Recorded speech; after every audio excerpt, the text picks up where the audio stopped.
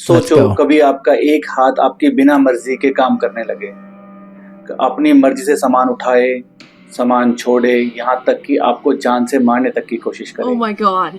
यह कोई मूवी का सीन नहीं, बल्कि एक मेडिकल कंडीशन है जिसका नाम है एलियन हैंड सिंड्रोम। What? क्या सच में इंसान का खुद का हाथ उसे कंट्रोल से बाहर हो सकता है? इस बीमारी के पीछे का साइंस क्या कहता है और क्या इससे बचा जा सकता है? चलिए इस रहस्यमय बीमारी के पीछे की सच्चाई को समझते हैं। स्वागत है आपका द हीलिंग वॉइस में। मैं डॉक्टर आशीष। आज हम बात करेंगे एलियन हैंड सिंड्रोम AHS की। यह एक न्यूरोलॉजिकल सिंड्रोम है जिसमें मरीज को ऐसा लगता है, होता भी है, कि उसका एक हाथ उसके कंट्रोल में नहीं है। उसका ये हाथ खुद से चीज़ों को उठाता है, खुद से चीज़ों को छोड़ देता है, यहाँ तक कि उस पेशेंट को मारने तक की कोशिश करता है।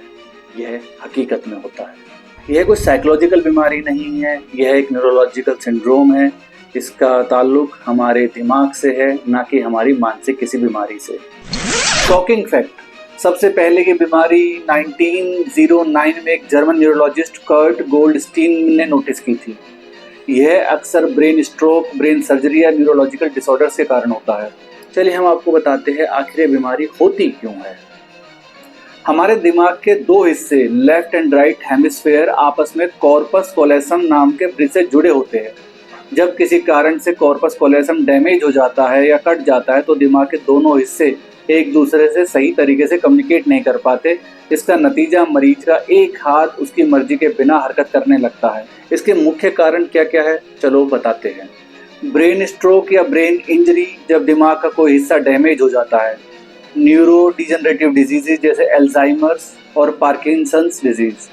ब्रेन सर्जरी के बाद भी ऐसा देखा गया है जिसमें कॉर्पस कोलेसम को काट दिया जाए। या फिर ब्रेन ट्यूमर, कुछ मामलों में दिमाग की ग्रोथ इस समस्या को ट्रिगर कर सकती है। मेडिकल रिसर्च क्या कहता है इसके बारे में? 2014 में न्यूरोलॉजी जर्नल में छपी एक स्टडी के मुताबिक AHS के ज़्यादातर केस ब्रेन स्ट्रोक या न्यूरो सर्जरी के बाद देखे गए हैं। MRI स्कैन से पता चलता है कि AHS मरीज के दिमाग के मोटर कॉर्टेक्स और सेंसरी एरियाज के बीच सही तालमेल नहीं रहता।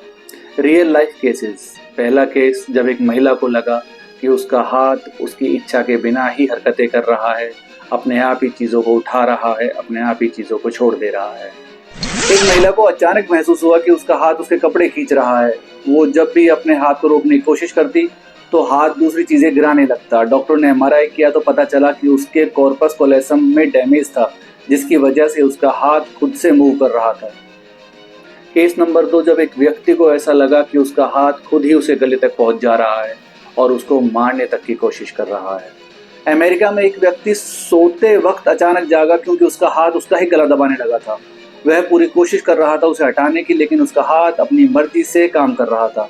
जब डॉक्टर ने जांच की तो पता चला उसे हाल ही में ब्रेन स्ट्रोक हुआ था, जिसने उसके न्यूरल कनेक्शन को डैमेज कर दिया था। क्या इसका कोई इलाज है? चलिए हम बताते हैं। इसका कोई परमानेंट इलाज तो नहीं है, लेकिन थेरेपी और एक्सरसाइज से इसे कंट्रोल जरूर किया जा सकता है। फिजियोथेरेपी और ब्रेन ट्रेनिंग से मरीज को हाथ की हरकतें कंट्रोल करने में मदद मिल सकती है। कुछ मामलों में बोटॉक्स या मसल रिलैक्सेंट दिए जाते हैं ताकि हाथ को अनियंत्रित मूवमेंट कम हो। अगर आपका हाथ कभी आपकी मर्जी के बिना हरकतें करने लगे तो डरिएगा मत, तुरंत किसी डॉक्टर से सलाह जरूर लीजिएगा।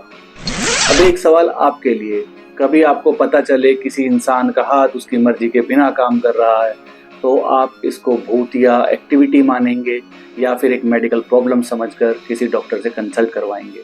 हमें कमेंट में जरूर बताइएगा। इस वीडियो को शेयर करें और अपने जान पहचान वालों से इस बीमारी के बारे में चर्चा जरूर करें ताकि और जागरूकता फैल सके। धन्यवाद।